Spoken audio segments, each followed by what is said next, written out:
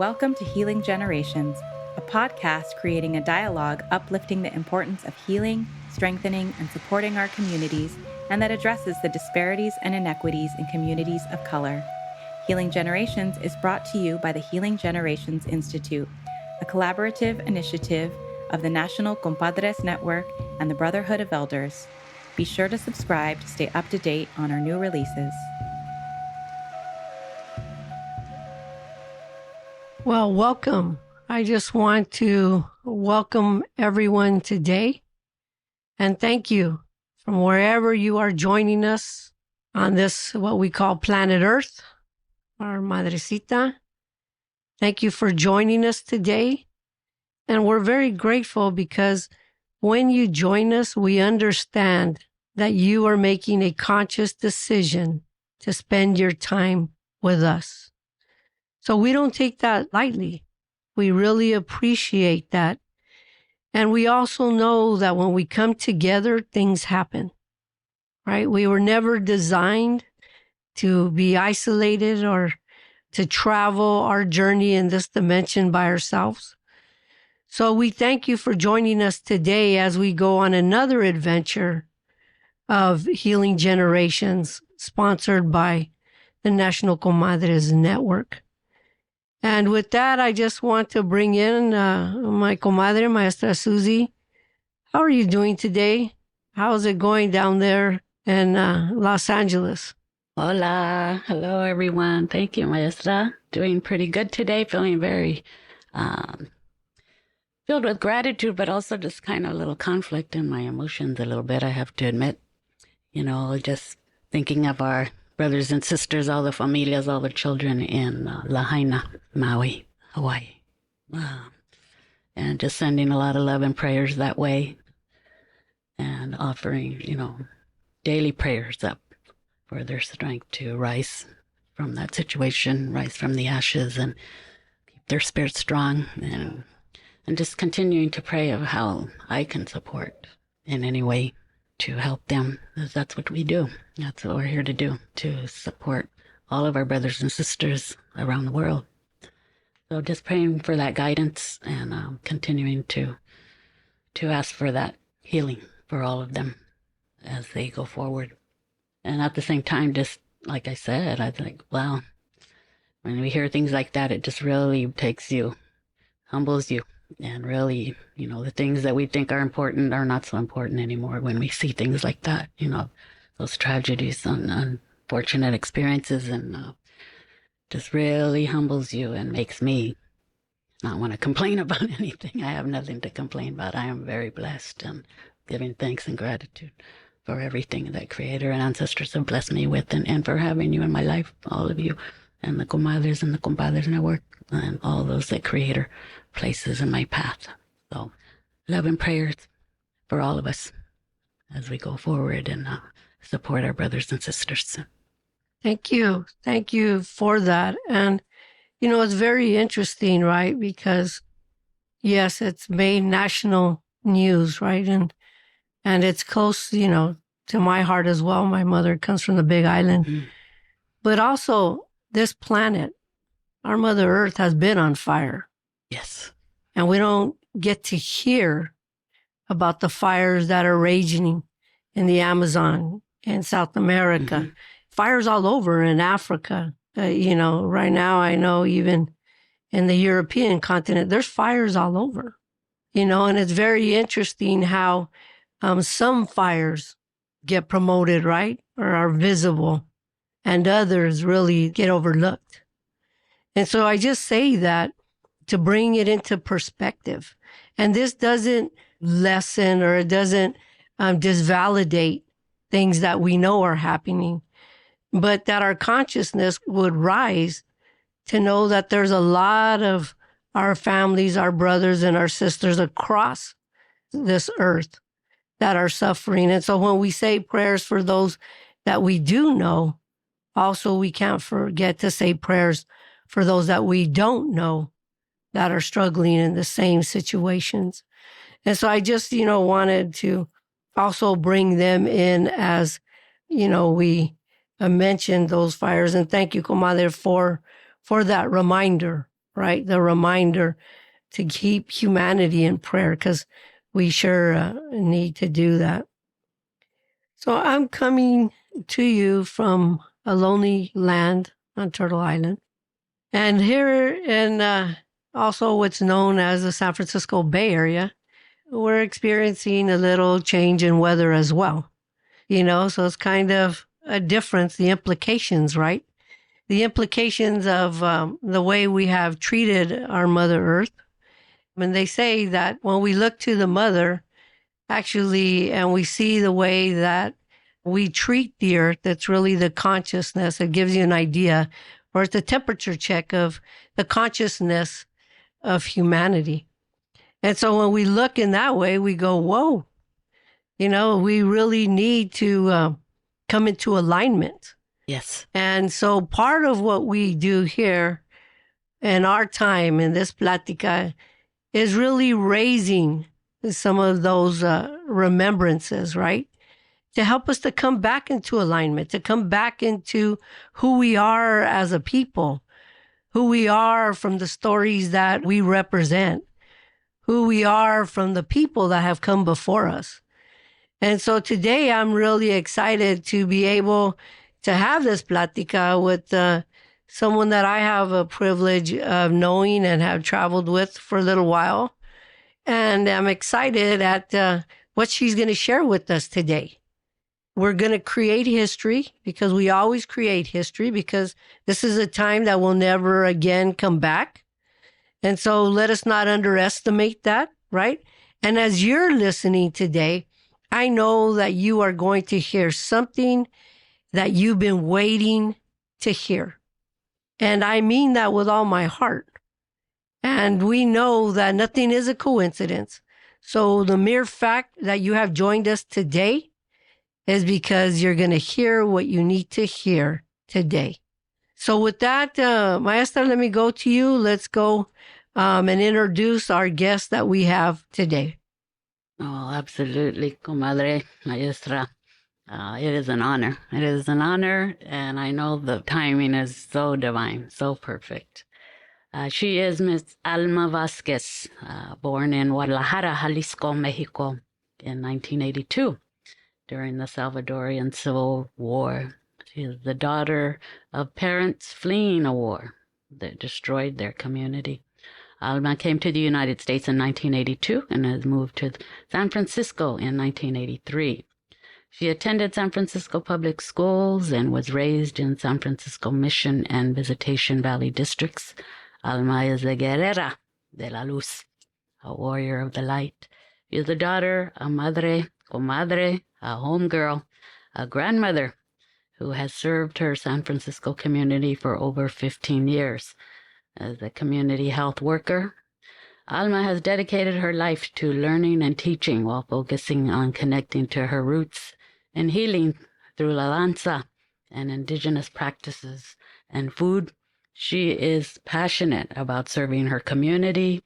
All of her life experiences, along with her professional experience, has allowed her the unique opportunity not only to connect with the community, but has also allowed her the opportunity to building relationships based on trust and humility. So important, so important.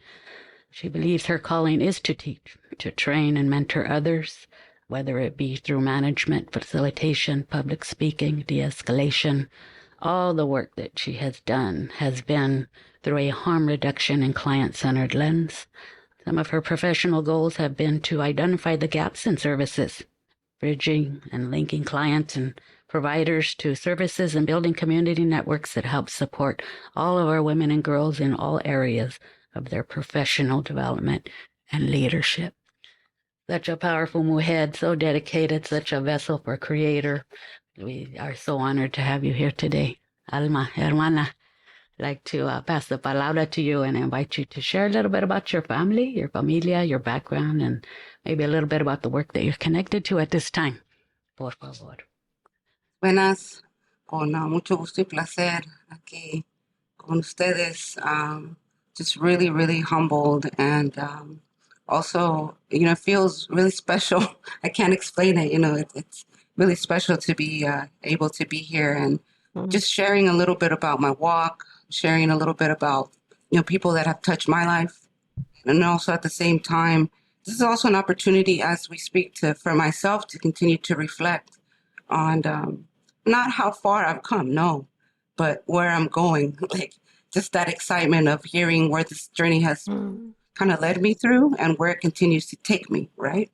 Because we're never done growing, right? We're never done growing and evolving and also shedding, right? Shedding is really important. It's a big part of it. And shedding is probably one of the hardest things that we're going to have to do throughout life and many times in our life, right? Many seasons, many years, and also through letting go, right? Grief and loss, all those things help contribute to that word shedding, right? And a lot of people may see that word a little bit, tough or like, what do you mean? What does that mean? And I hope that we can talk a little more about that today. Well, I think it's hard to talk about yourself when so many people see so much in you, right? Because you're like, you feel their words and you do a lot of work in the community and the work on yourself wholeheartedly. And you don't really look at like who's looking, right? Who's looking at you? You just know, at least the way I was brought up, you just know that you have to do your best, right? Do your best and do it with the corazón o no lo hagas. Se hacen las cosas bien y de corazón o no se hacen, right? That's what I was also taught about, like giving someone a gift, right? When you give someone a gift, it's got to be wholeheartedly. It's not what it's about, but it's wholehearted, right?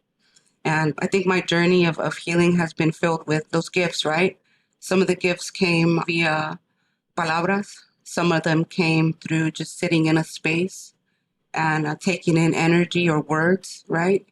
Some of those gifts came through difficult conversations. Some of those gifts came through just someone saying thank you or potentially saying, you said this to me and, that changed the way I approach this, right? It's not about like fully changing anyone's life because I don't think that's anyone's real goal. People change their own lives. People make the best decisions that they feel are right at that time, right? And sometimes we may be a little fogged in our decision making. Sometimes we may be very determined. Sometimes we make decisions based on survival, right? And when you look at that and you look at healing, right? And you look at, I'm going to bring a little bit of some Anglo terms, right? Like fight or flight. When you look at those kind of things and you look at your past and you look at your current environment and you look at the folks that are part of your community, right? And where are you in that community, right? And where have you been throughout that community as you were growing up, right? Growing up and becoming the person that you're meant to be. That journey isn't really always beautiful, right? As you read in the bio, my life, I felt like I was a guerrera de luz from like birth. Like I was already like fighting to be alive. My mother was fighting to be alive. Mm-hmm. She was fighting so hard that I ended up being born in Mexico because I came prematurely. So I always believed that like I was already coming out ready to fight. Just like I don't have enough time to wait. I got to get out here and fight. So I feel like that was super magnified now in my Camino de la Danza, right? Which I'll talk a little bit more about throughout our plática. But the other parts of my healing journey have been through el comadrismo, right? Have been through también my relationships in the hood, right? Because those relationships are very meaningful too. And, I like to say that even though I grew up in these areas, the neighborhood raised me, because my mother was a single mother. So the neighborhood always, had a lot to do, whether it was in a positive light or a negative light, but it had a lot to do on influencing who I became and who I am now, right? And who I'm becoming. So I know that growing up, love was always in my home, no matter what was happening, through hard times, through sadness, through traumas, there was always love. My mother was a woman who really, really expressed her love until this day she does. She's very affectionate and she's very verbal about, telling us how much she loves us and really shows us through her cooking and through her time. But the other thing I can remember, and I still to this time, has really been a big part of my healing. And I put more focus on it now because I'm in the field of nutrition, right? Is food, right? Food is so important. And, I think I got a lot of medicine as a kid, drinking sopa de pollo, looking at them bring home a live turkey before Thanksgiving and having to feed it for like a week, and then being able to be in gratitude for that bird that then gave its life, right? Even and I hope a few of you guys are laughing, off the air, right? Can't see you guys, but if you guys ever experience that, I hope it brings a lot of laughter to you. But food has also been a big part of healing for me, and also been a big part of a lot of something that I had to like overcome as well. And what I mean by that is like, because we were so limited my mom was a single mom, and financially she struggled a lot. We were very limited in the variety of food that we had. So throughout my journey, I've really been able to look at what my relationship has been like with food, and how food has played an enormous part of my life, right? Not just to keep me alive, but those moments, right, that I've had around food, with people, with my family. So that's a little bit about me, right? In a nutshell. There's a lot more, but there's also a huge connection, I think, through food to our ancestry. And I think that that's a part that I'd like to talk a little bit more about too throughout our conversation. And because I can always connect like a time that something happened and then we ate this, or then my mom said this, right?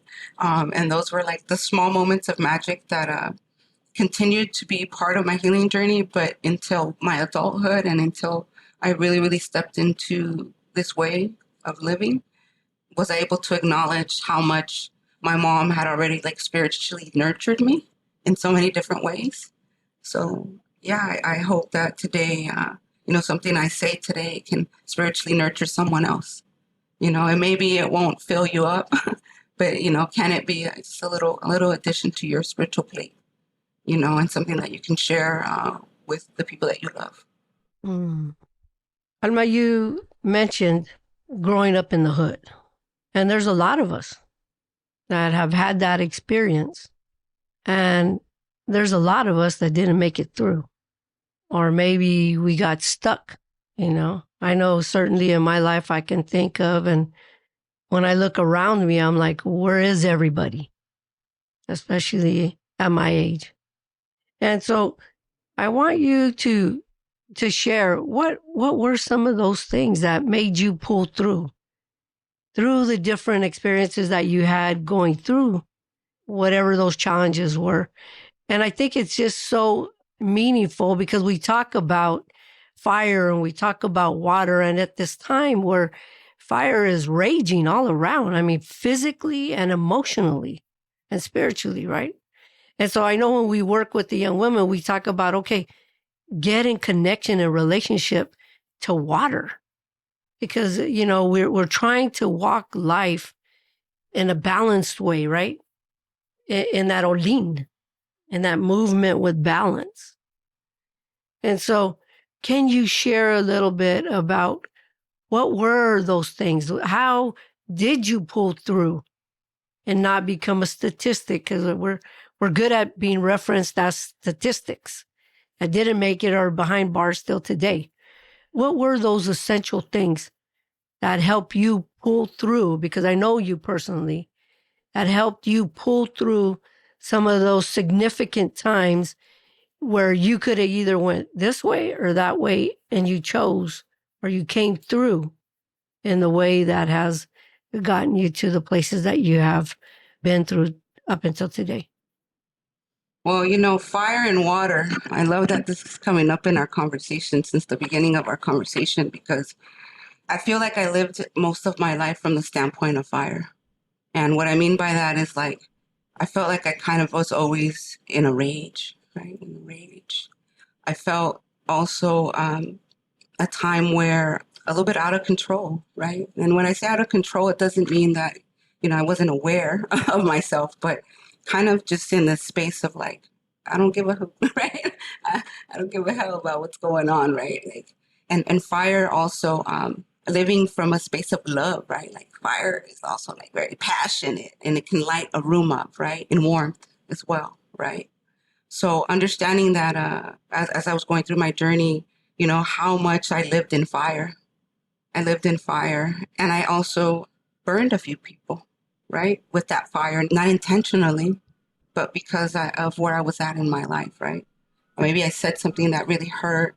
Maybe I didn't come through on something that they had an expectation on. Maybe I wasn't too conscious about how I said something because I didn't really, it wasn't that I wasn't speaking with intention, but maybe it was with an intention to hurt, right?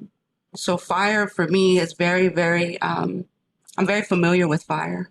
I love fire. I love being over a stove and cooking. I remember flipping tortillas and that burn, it's coming to a point as a child where you don't even feel the burn anymore because you're so connected to the fire. So fire for me is very familiar. And also when you look at the other side of water, right? Water is very familiar to me too, because as a child, I remember playing in the bathtub with my brother and going to Ocean Beach, right? I'm very lucky that I live near a beach. My mother was extremely poor, and we had one place that we had a lot of access to was the beach. It was free, right? So I spent a lot of my childhood at the beach, at Ocean Beach. So that connection to Yemaya and her magic, right? And that cleansing, right? There's something like being on the beach, especially as a child when you have like limited resources.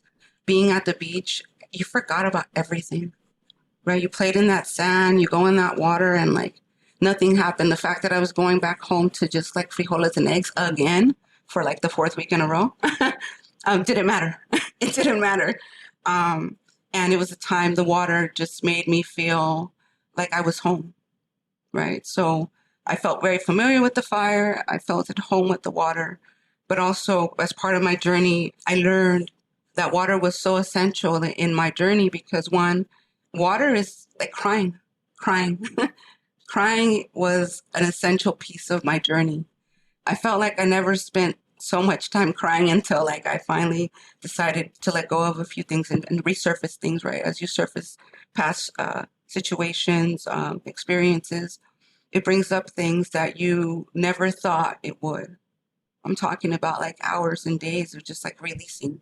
Not so much crying in that state of like I'm still there, but more of like releasing crying.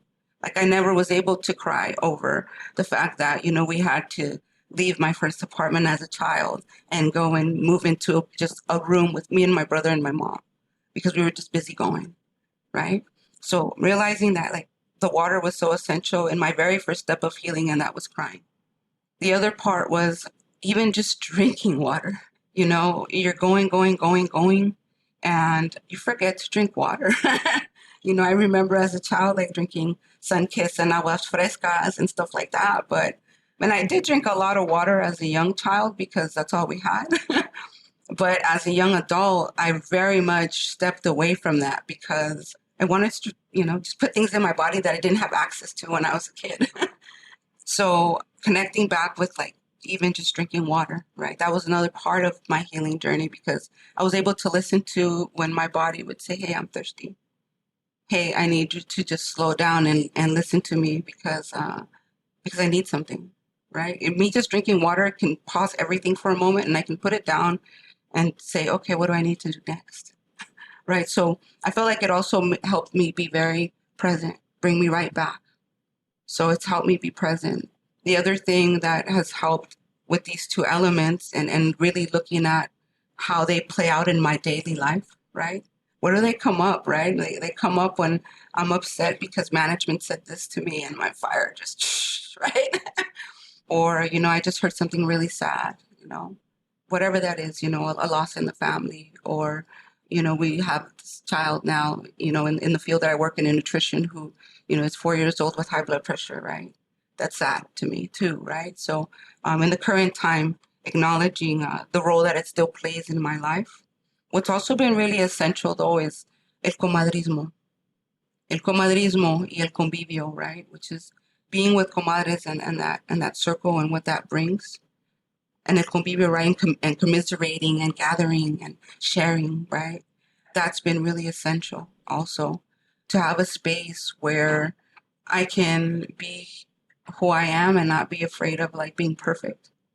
Because we tend to have to go into these spaces and put on these hats, like I was saying earlier in preparation for this plática, like, I was wondering, trying on these hats, which one am I supposed to wear? What am I supposed to say? And then realizing, oh, well, wait, I don't even have to wear a hat to this, right? Like, that alone, right? Because I'm going to be in círculo with my comadres here, right? So el comadrismo has been essential, right? Gathering together as women and sharing experiences and challenges, because all gatherings aren't always full of light and joy, right? They're full of realness and rawness and challenges, right? The other part of my journey that has been, I want to say, one of my pillars is la danza. La danza came into my life now as an older adult, and it's really, really changed my life. And shout out to my grupo, Chico Danza Azteca, my capitan, Jefe Miguel Martinez, who rest in peace, who transitioned this year, Jefa Irma, who's still walking strong with us, and to our other, jefes now, Junior and Gabriela, dando gracias por ellos y por la danza, for Creator using them as vessels in this time in my life to step into not a different type of circle, but a circle that brought a deeper understanding of what tradición is, what disciplina is, what it means to carry on tradition in this type of way, in the danza tradition. And I think that círculos, danza, comadrismo, community engagement. I also through volunteering. I think that volunteering is something that many of us may start off doing when we step into these waves or when we're starting a new career path, but we step away from that, right? And how to remember to give some time. It doesn't even have to be like official at a place or at an entity, but give some time to someone, right? That may need your help, And that doesn't mean a whole bunch of time, but saying, hey, you know what?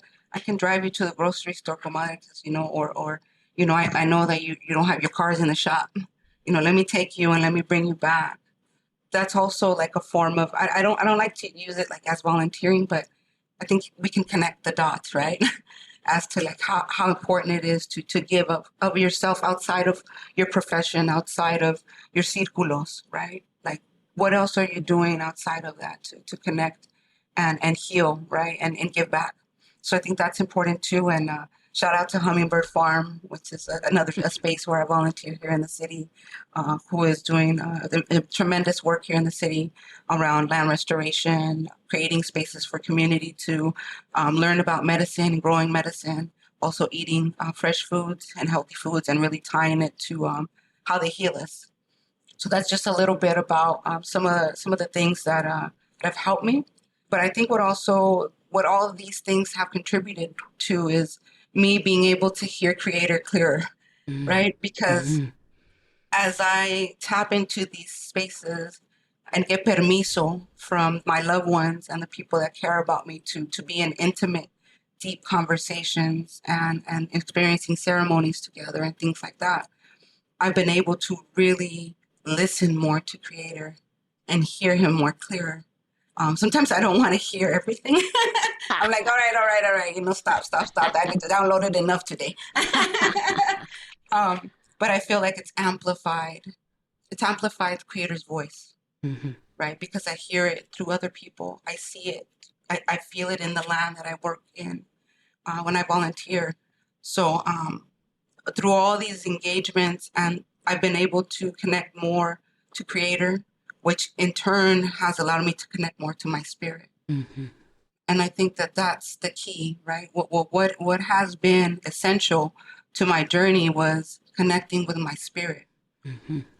Because that's something that I didn't do for a long time. I was very much moving and living my life from a mental, emotional, and physical standpoint, and not so much from a spiritual standpoint. Wow. You shared so much, comadre, in every realm. And it is so important. But I'm just really feeling so proud of you because I know through the years I've always done work together and we've had our pláticas. That has always been a challenge, the listening, the ability to surrender and wait on Creator's timing. And we're so passionate, and I know it's that fire that drives you, and that fire has served you very, very well. I know you said in the beginning, they're like, oh, it's hard to talk about yourself because You never know who's looking or who's watching or who's paying attention to everything that you've been doing and your walk and your journey. I just wanted to acknowledge you. Like, we've been watching you for a long time. And just to see your growth and now hearing your words and everything that you've shared, you've come a long way. You've come a long way. And, I want to acknowledge you for that. I want to remind you that Creator and ancestors are always looking and always guiding your steps. In la danza, your prayers in motion, in everything that you do, don't forget that. Always guiding all of your gifts that the Creator has blessed you with, and your service to your own familia, your service to your community, your devotion, your walk.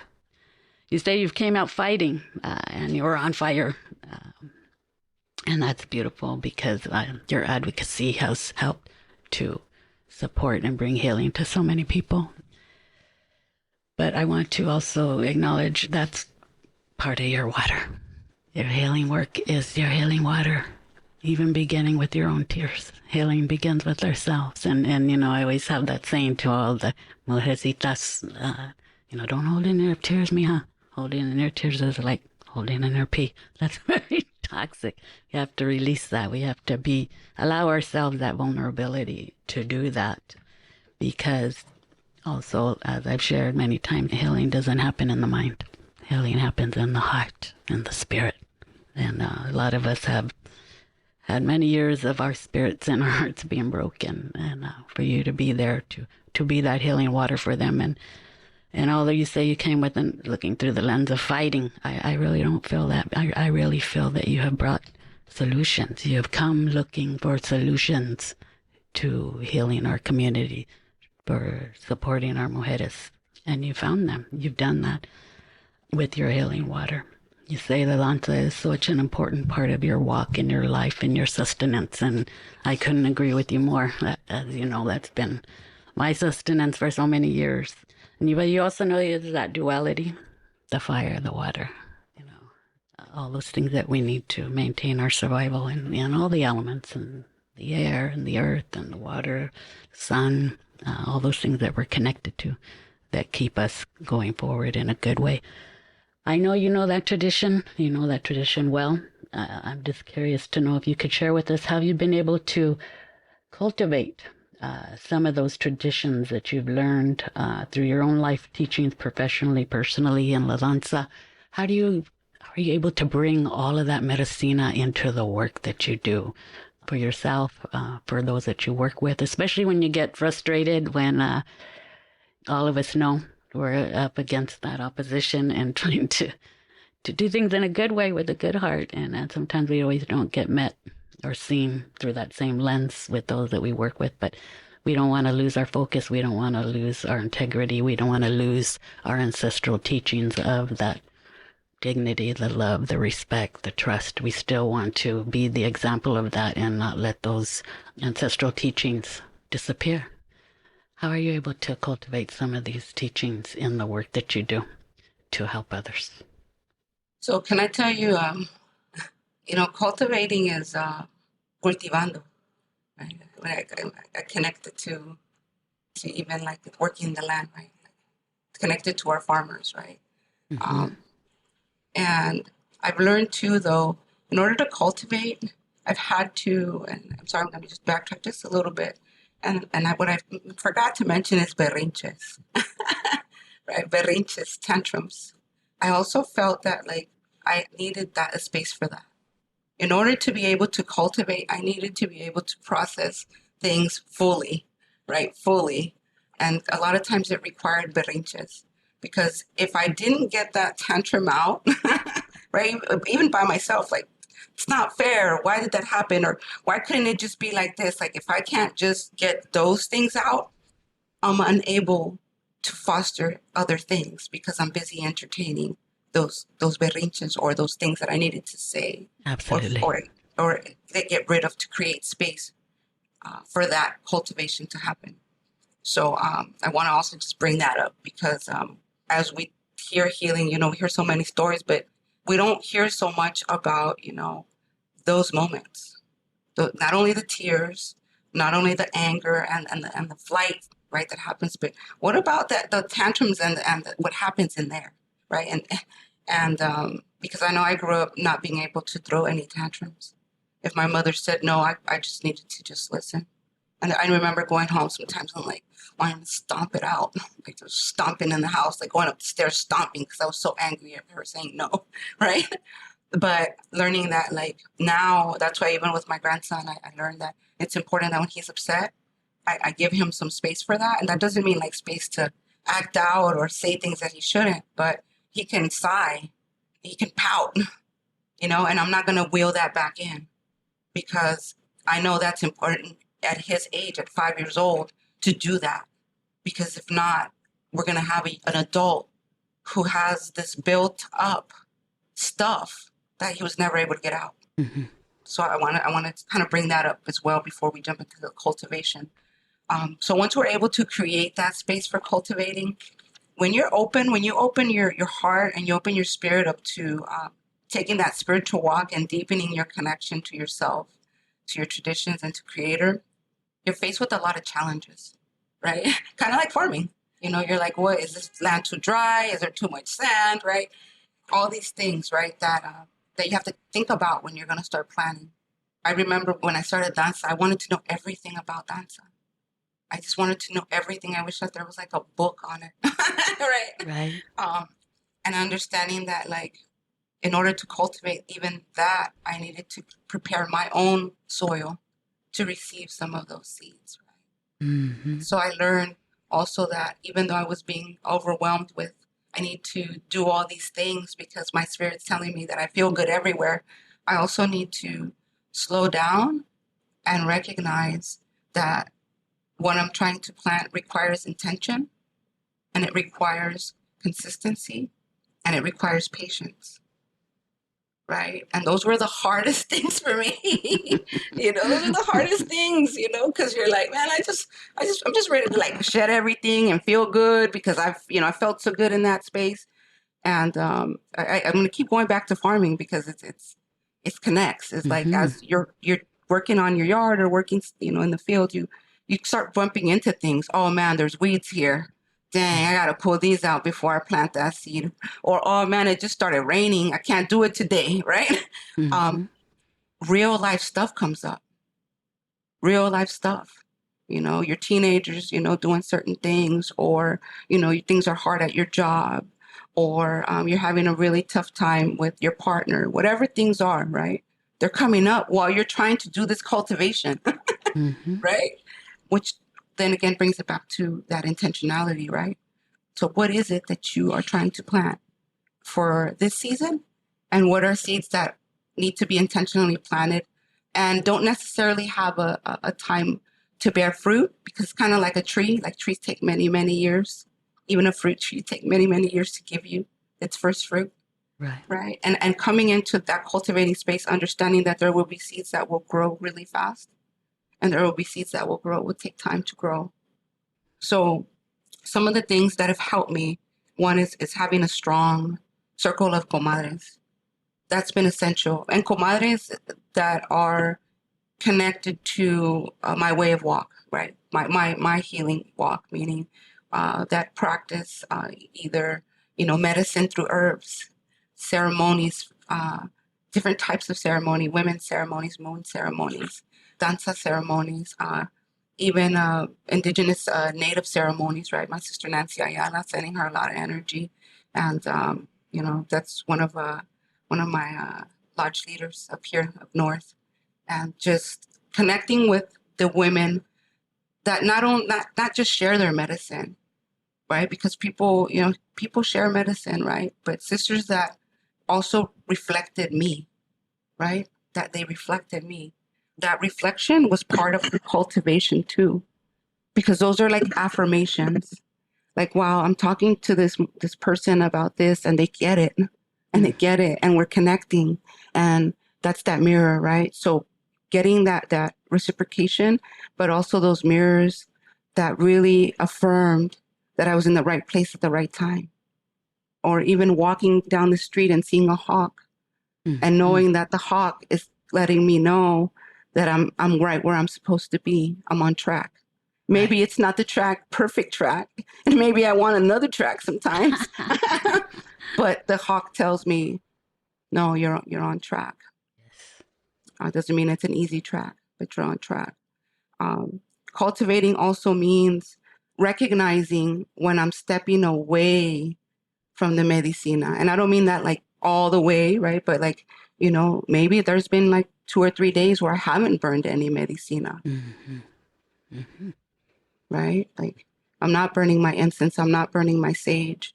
And then recognizing that, because what I believe are priorities at the moment may try to interrupt that cultivation. So coming back to the fire, right? Come back to the fire, coming back to making sure that it stays lit, because that fire lights my camino, right? Yes. Lights my path. And the other part, I think, is also being able to reflect.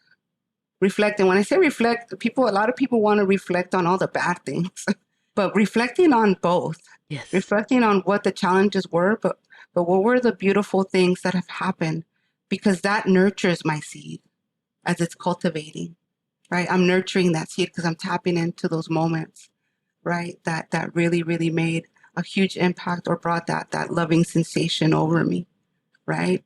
And when you have a little plant at home, they say you're supposed to like talk to it and nurture it and give it sun. And I feel like time for reflection allows you to do that. But the challenge is creating that time and being consistent with that time, right? Farmers work almost every day. Every day is you have to work the land. And as my jefa Irma would say, life is a ceremony. You're in ceremony like every day. The volcanoes are your fire, like the earth's fire, right? So we're in ceremony all day. All day globally, we're in ceremony. Absolutely. So cultivation is something that I strive to also continue to grow in, because one technique may work now, but it may not work later, right? Or I might not need to do that anymore, but I need to up this, right? To refertilize the ground sometimes, right? And that's another part of like learning when something has served you for a very long time, and then learning when you have to change that, right? I experienced that especially in my life around religion and different things, right? That have left me to this moment. And cultivating, the most essential part, I think, is love. But love for yourself, love for the moment, love for your tradition, love for even the hard things, because love manifests like grief, right? Grief is hard, but there's a lot of love in grief. That's what we forget sometimes, right? There's so much love in grief. Like it's so profound, right? So also learning that ashes help fertilize your ground. So all that hurt is also essential in that cultivation, but you can only bring in those ashes once you've done your berrinches, once you've done your crying, once you've talked about it or gone to therapy or gone, whatever it is that people feel they need to do. You will later on need those ashes to fertilize your ground. And that's what I think when people say, like, don't forget where you come from, I think that's where that plays a role, right? Because that's what strengthens that growth. So not forgetting where you come from. And then also going back to food, right? Food. Ancestral connection, la tortilla, the corn, los frijoles, los caldos, right? Eating herbs that aren't ate ever anywhere else, like epazote, right? Eating things that connect me, that ground me, because when they enter my palate, I'm blown away, and it's familiar, and I'm sharing with somebody that I love, and I'm eating with my hands. So like, I'm going back to my caveman state, So tying to that as far back as that, right? Eating with my hands, being very present. So I definitely believe that food is something that is essential in that cultivation, because it nourishes your body, your mind, your spirit. And when I say food, a lot of people, I don't want to like categorize it, because everybody's in a different economic situation, and food may look very differently for folks. But I don't care if what you remember was that Kraft macaroni and cheese that your grandma made you. Right. You know, if that Kraft macaroni and cheese that your grandma made you with hot dog was it, you know, maybe you need to whip that up once a month, even though you're, you know, all organic now. Maybe once a month or a quarter, you can come back to that, even a little 2 scoops of that, because that's going to remind you of that magic that happened then.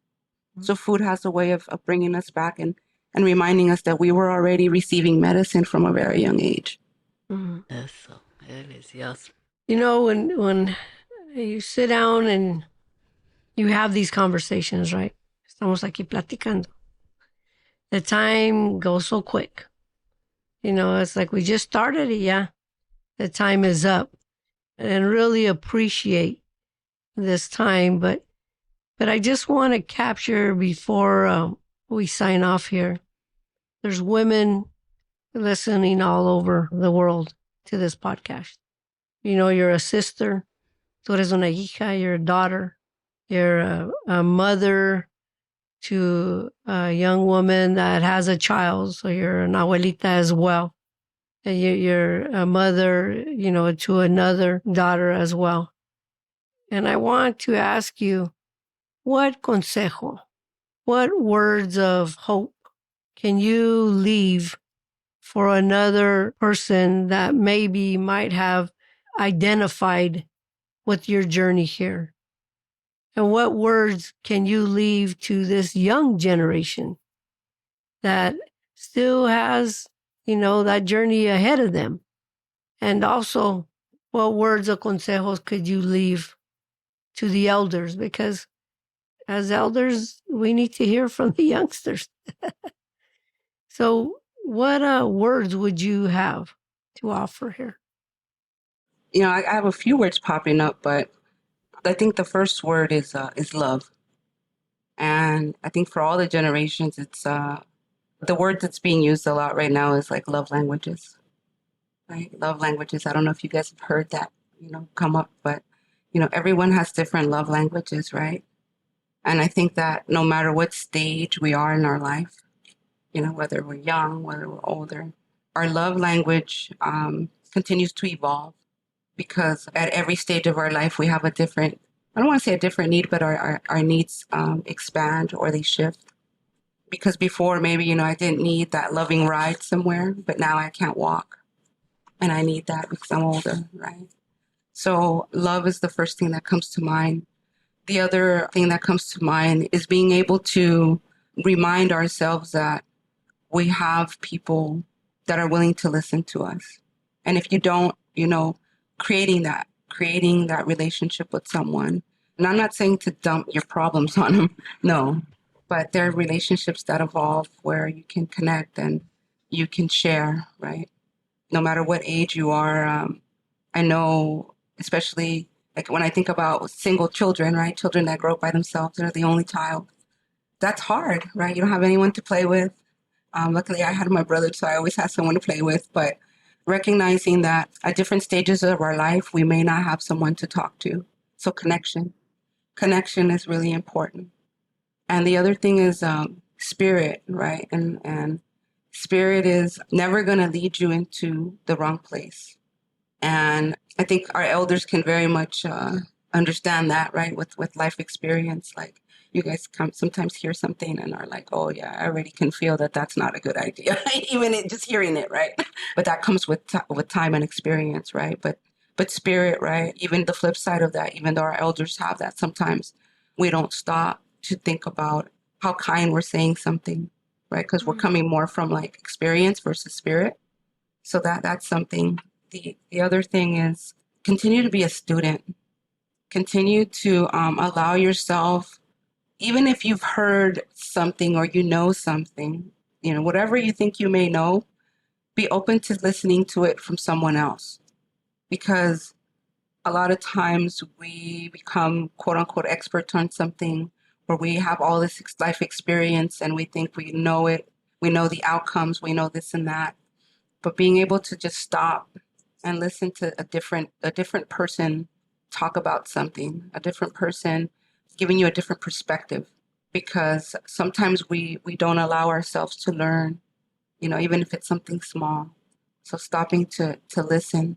And it's something that I'm constantly working on because the mind is like just going sometimes, right? So I think we all need to practice listening, right? Practice listening and not necessarily fixing, because that's also something that I'm really working on, really like a lot now in my life, because I tend to want to fix things.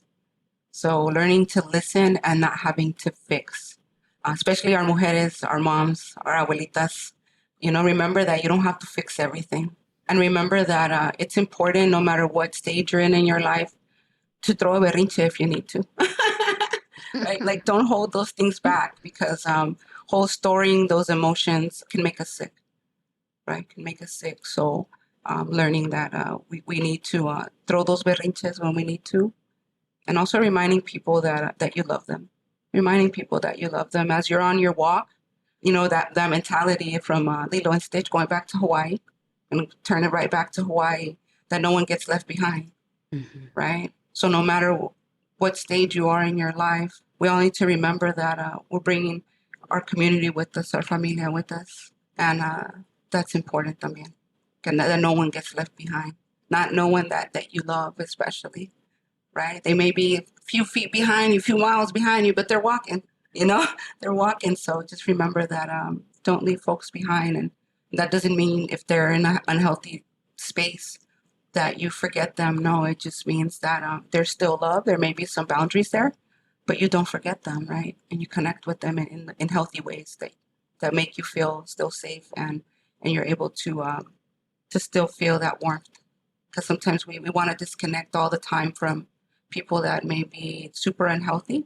And yes, there needs to be some space, but also remembering that we can't forget folks who are also not doing too well, right? And sending them energy so that we live in a balanced way. Because sometimes when we go into healing, we want to stay there and we want to nourish that, and that's important. But also just reminding ourselves that the past, especially if those people are still connected to us, that we love them and we send them prayers too, right? There's no moving forward without looking back. So I guess that's the biggest thing, no matter what age you are. But it also means continue moving forward, right? Continue moving forward. But remember, you can always look back. Beautiful. Well, I think you described the love languages, or we're creating a new love language today, right? Of listening, of connecting, of the spirit, of always being a student, of letting others know that you love them and not leaving anyone behind. I think that's a wonderful consejo that goes across all generations. And if you just heard that, and if you're one of the listeners out there today, I told you wouldn't be disappointed. These are things that all of us can apply in our lives. These are very practical things. You don't have to go to school to learn these things. We all have the mind, the consciousness, the ability to apply this to our life, which will bring healing in to our lives, right? Wherever it is that we find ourselves today. I want to thank you. I want to thank you for joining us today. You definitely inspire me, and I'm very grateful that you are part of my walk. And thank you, for the blessings that you have brought into my life personally. And just grateful that our listeners were able to hear these words today, and I know that I'm definitely walking away a little bit better than when we began this conversation a while ago. So thank you so much. Comadre, where you at? What are some of the thoughts in your mind right now? Oh my God, I'm just flooded with that. It just touched every part of me, Comadre Alma. I'm just feeling so grateful for all the medicina that you've shared today, for all your continuous love and support. Whenever I've reached out to you, you've always been there. I thank you for that. I thank you for all the medicina that you've shared today. May it continue to heal all the hearts and souls of those who are privileged to hear your palabras today. And I'm just reflecting, Alma. So, wow, such a perfect name. You have the perfect name, and I thank you for all the healing that you've brought to my soul and to all those that are listening. Adelante. God bless you. God bless your walk. And, we're always here for you as well. Él es Dios. Él es Dios. A las dos, gracias y dando gracias. As you both said, we've been walking together, and it's really beautiful to be able to share something that's so important to me, healing and love, and being able to be in space with both of you. Shout out to all the community, and thank you for taking the time to listen to this plática today. Él es Dios. Él es Dios. And I just want to say, if you find yourself, if you're listening to this and you might find yourself and identify, with that fire, or maybe there's some rage happening within you and you really don't know what to do with it. I think there was some beautiful consejos. There's beautiful advice that was given, right? Go to the water, find that which will refresh you. Submerge yourself into those things. And if they're people or if they're places, maybe it's a good meal. But we all need that balance, because we will find ourselves through our life in those situations. But remember also that there's a place for everything. We need fire sometimes, but the important thing, I think the takeaway is that we go in balance, right? Finding that which will, bring balance into all of our lives. So with that, I just want to thank you. I want to just thank the National Compadres Network for allowing us to host a once a month meeting here, brought to you by the National Compadres Network, the Women and Girls Department out of the National Compadres Network, Amayeli, and for all those that contribute, for our audio technician, Emilio Teo, for everyone that has a part in this. It takes a team effort in order to bring these podcasts to you, to our maestro Jerry Teo, that has been so essential to the work of healing, transformational healing. We also want to say thank you very much to all those that have had prayers here, that this would come to fruition. It is manifested because of those prayers. So thank you very much as we're signing off today. And we wish you bendiciones to you and your family. And thank you for being part of making this podcast a success. So with that, comadre, we say bendiciones. For more information about Healing Generations and the Healing Generations Institute, visit nationalcompadresnetwork.org and be sure to subscribe to stay up to date with our new releases.